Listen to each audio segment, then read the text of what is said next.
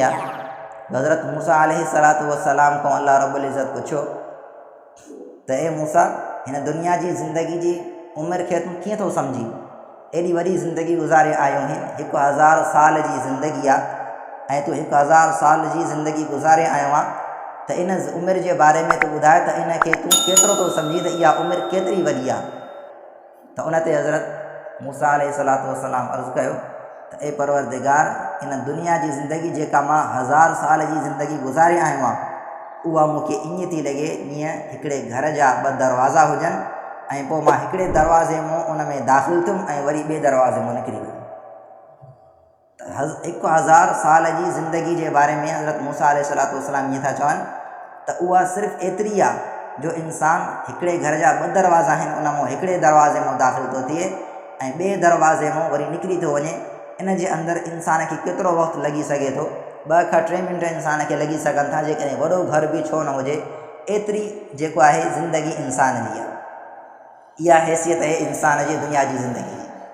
जॾहिं त इहा उन्हनि अफ़राद जी ॻाल्हि आहे जिन जी ज़िंदगी 1000 साल खां वधीक हूंदी हुई। अॼुकल्ह अवां असांजी ज़िंदगी 100 साल बि जेकॾहिं अची वञे त असांखे हैरत थींदी आहे। त मुंहिंजा आज़ीज़ दोस्तो, तव्हां ऐं असांखे बि घुरिजे त असां इन पंहिंजी मामूली थोरी ज़िंदगीअ खे अल्लाह रब्बुल इज़्ज़त जी रज़ामंदी जे लाइ जेको आहे ख़र्चु कयूं ऐं असां हिन दुनिया जे अंदरि उहे अमाल कयूं जेके अमाल अवां ऐं असांखे दुनिया जे अंदरि कमु अचण वारा आहिनि। मुंहिंजा आज़ीज़ दोस्तो, मां अर्ज़ु पियो कयूं त जेकॾहिं अवां ऐं असां पंहिंजनि अकाबिरनि जी ज़िंदगीअ जे अंदरि ॾिसूं त उन्हनि जी ज़िंदगीअ जे अंदरि असांखे उहे ॻाल्हियूं ऐं उहे शयूं नज़र ईंदियूं जो हू पंहिंजी हिन ज़िंदगी जे हर हिकु लम्हे खे केॾो क़ीमती सम्झंदा हुआ, हर हिकु लम्हे जी हिफ़ाज़त कंदा हुआ। उन जे ज़हन जे अंदरि इहा ॻाल्हि हूंदी हुई त हिन जी ज़िंदगीअ जो हिकु हिकु लम्हो अल्लाह रब्बुल इज़्ज़त जी ॾिनल अमानत आहे ऐं हीअ दुनिया जी ज़िंदगी आरज़ी ज़िंदगी आहे। असल ज़िंदगी उहा आहे जेका अल्लाह रब्बुल इज़्ज़त आख़िरत जे अंदरि रखी आहे। मुंहिंजा आज़ीज़ दोस्तो, चुनाचे किताबनि जे अंदरि मौजूदु आहे त हिकिड़े बुज़ुर्ग जे बारे में लिखियलु आहे त उहे जेको आहे पंहिंजे खाधे जे अंदरि जेको आहे ख़ुश्क सतूअ खे वात जे अंदरि विझी करे जेको आहे उनखे फकीअ वांगुरु मथां पाणी पी छॾींदा हुआ। कई अरसे ताईं, कई सालनि ताईं उन्हनि जो इहो अमल हुयो। जॾहिं उन्हनि जे मुरीदनि उन्हनि खां पुछियो त साईं, तव्हांजो इहो जेको तर्ज़ अमल आहे जो तव्हां जेको आहे सतू जेको आहे ख़ुश्क सतू उनखे पंहिंजे वात जे अंदरि विझी करे जेको आहे ईअं जेको आहे फूके था छॾियो, त इन मां तव्हांजो छा मक़सदु आहे? तव्हां इनखे जेको आहे तर करे, इनखे भिॼाए करे तव्हां सही तरीक़े सां छो नथा खाओ? त उन ते उन बुज़ुर्ग जवाबु ॾिनो त जेकॾहिं मां ईअं सतूअ खे भिॼाए करे ऐं जेको आहे आलो करे खावां त पोइ उन्हनि जे अंदरि मूंखे इंतिहाई वक़्तु लॻी थो वञे ऐं पोइ उन जे अंदरि मूंखे एतिरो वक़्तु थो लॻी वञे जो जेकॾहिं मां इन सतूअ खे बिना आले करे ख़ुश्क थियण जी हालत में खाई थो वञा त पोइ उन जे अंदरि मूंखे एतिरो वक़्तु थो बचे जो उन वक़्त जे अंदरि मां 70 दफ़ा सुबहान अल्लाह चई थो सघां। ऐं पोइ सुबहान अल्लाह चवण जो सवाबु केॾो वॾो आहे, अवां हज़रात ॿारहा उलमा किराम जी ज़बान ॿुधो आहे त जेकॾहिं कोई शख़्स सिदके दिलि सां सची नीयत सां हिकिड़ो दफ़ो सुबहान अल्लाह चए थो त अल्लाह रब्बुल इज़्ज़त उन जे लाइ जन्नत जे अंदरि हिकिड़ी वॾी मुसाफ़त वारो जेको आहे दरख़्त लॻाए छॾे थो। त उहो बुज़ुर्ग फरमाए थो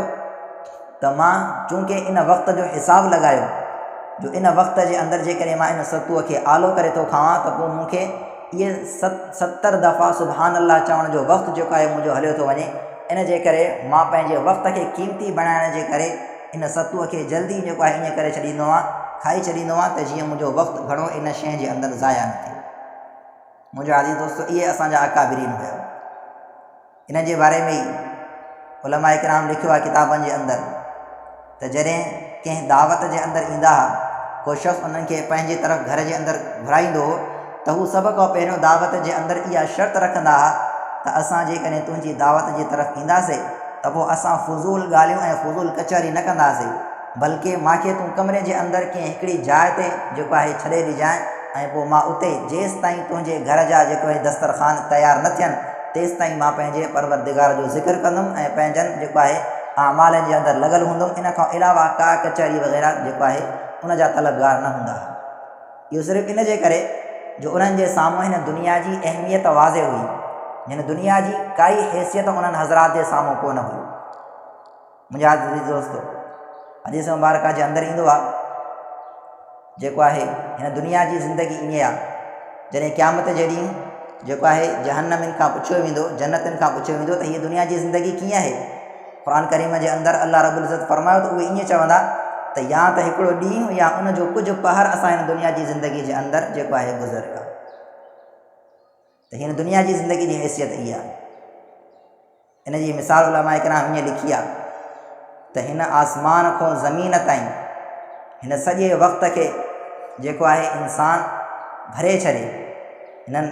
खजूर जे जेको आहे इहे कणिक जा दाणा आहिनि उन्हनि सां इंसान भरे छॾे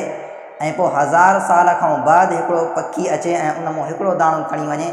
त इहे कंहिं वक़्त में आख़िरकार इहे सभु दाणा ख़तमु थी वेंदा। लेकिन उन खां बावजूदि जेका ज़िंदगी अल्लाह रब्बुल इज़्ज़त मोमिन ऐं मुस्लमान जे लाइ आख़िरत जे अंदरि रखी आहे, उहा आख़िरत वारी ज़िंदगी इंसान जी कॾहिं बि ख़तमु थियण वारी न आहे। मुंहिंजा अज़ीज़ दोस्तो, इहा दुनिया जी मिसाल ईअं आहे त हिकिड़े तरफ़ दुनिया जी इहा मामूली ज़िंदगी जंहिंजे बारे में उहे हज़रात जेके 1000 साल जी ज़िंदगी गुज़ारे विया आहिनि उहे चवनि था त इहा ज़िंदगी सिर्फ़ु 2 खां 2.5 मिंटनि जी ज़िंदगी आहे। ऐं ॿिए तरफ़ हिन आख़िरत जी ज़िंदगी जी मिसाल ईअं आहे जो उहो ज़मीन खां वठी आसमान ताईं जेको आहे उहे दाणा भरियल हुजनि ऐं 100 साल खां बाद हिकिड़ो दाणो उन मां घटि कयो वञे तॾहिं बि इहे ख़तमु थियण वारा आहिनि, पर आख़िरत जी ज़िंदगी ख़तमु थियण वारी न आहे। पोइ उहो शख़्स जेको आख़िरत जी ज़िंदगी खे ठाहिण जे पुठियां लॻल आहे उहो शख़्स अक़लमंद आहे। ऐं जेको शख़्स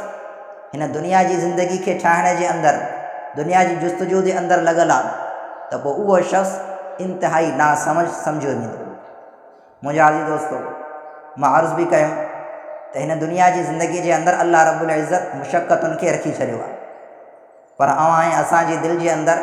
माल ऐं दुनिया जी मुहबत एतिरी अची वई आहे जो असां पंहिंजी सॼी ज़िंदगी खे इन दुनिया जे हासिल करण जे अंदरि लॻाए छॾींदा आहियूं ऐं असां हिन आरज़ी ज़िंदगी खे पंहिंजी जन्नत ठाहिण जी कोशिशि जे अंदरि लॻल हूंदा आहियूं। चुनाचे हर शख़्स जी ख़्वाहिश इहा हूंदी आहे त उनजो घरु इंतिहाई भलो हुजे, उन जा फैमिली ऐं घर वारा इंतिहाई भला हुजनि, सुठी जाइ ते हू शादी करण जो ख़्वाहिशमंद हूंदो आहे, पंहिंजे कारोबार खे बहितर ठाहिण जी कोशिशि जे अंदरि हूंदो आहे। पर उहा आख़िरत वारी हमेशह वारी ज़िंदगी जेका अल्लाह रब्बुल इज़्ज़त उन इंसान जे लाइ रखी आहे, जो हदीस मुबारका जे अंदरि ईंदो आहे त उहा ज़िंदगी अहिड़ी ज़िंदगी आहे जो उन जे अंदरि राहत ऐं आराम खां सवाइ ॿिए कंहिं शइ जो तसवुरु न आहे। इंसान जे अखियुनि जे साम्हूं मौत खे मौत ॾेई छॾियो वेंदो। इंसान को अल्लाह रब्बुल इज़्ज़त इहो ग़म बि खसे छॾींदो त उहो इंसान जॾहिं जन्नत जे अंदरि वियो त पोइ शायदि उन जे दिलि जे अंदरि इहो ख़ौफ़ ऐं इहो डपु न रहिजी वञे त शायदि जन्नत खां बाद बि असांखे मौत अची सघे थो। इन डपु ऐं इन ख़ौफ़ खे ख़तमु करण जे करे अल्लाह रब्बुल इज़्ज़त जन्नत जे अंदरि दाख़िल थियण वारे जे साम्हूं मौत खे बि अल्लाह रब्बुल इज़्ज़त ज़िबा कराए छॾींदो उन जे दिलि खे इत्मिनान ॾियाराइण जे लाइ त जॾहिं तूं दुनिया जी ज़िंदगी जे अंदरि मुशक़त बर्दाश्त करे अल्लाह रब्बुल इज़्ज़त जी रज़ामंदी खे हासिलु कयो, हाणे जन्नत जे अंदरि पहुची वएं त पोइ हाणे तोखे इहा परेशानी बि कोन हूंदी। मुंहिंजा अज़ीज़ दोस्तो, हदीस मुबारका जे अंदरि ईंदो आहे उन जे बावजूदि जेके जन्नती हज़रात जन्नत जे अंदरि पहुची चुका हूंदा उन्हनि खे सिर्फ़ु हिकिड़ी ॻाल्हि जो ग़म हूंदो। उहो कहिड़ो ग़म? उहो इहो ग़म हूंदो जो उन्हनि खे उहे लम्हात यादि ईंदा जेके लम्हात उन्हनि हिन दुनिया जी ज़िंदगी जे अंदरि अल्लाह रब्बुल इज़्ज़त जी यादि खां बग़ैर गुज़ारिया हूंदा। जेके लम्हात उन्हनि ॿारनि जा अल्लाह रब्बुल इज़्ज़त जी यादि जे बग़ैर गुज़रिया,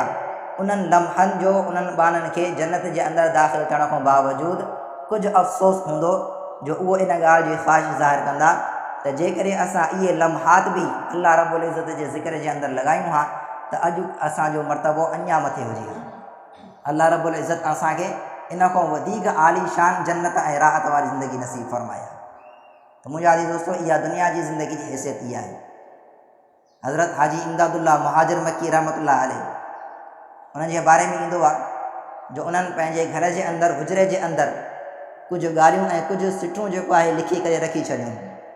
इंतिहाई ख़ूबसूरत ॻाल्हियूं हुयूं। हज़रत लिखी छॾियो हो पंहिंजी दीवार ते त जेको आहे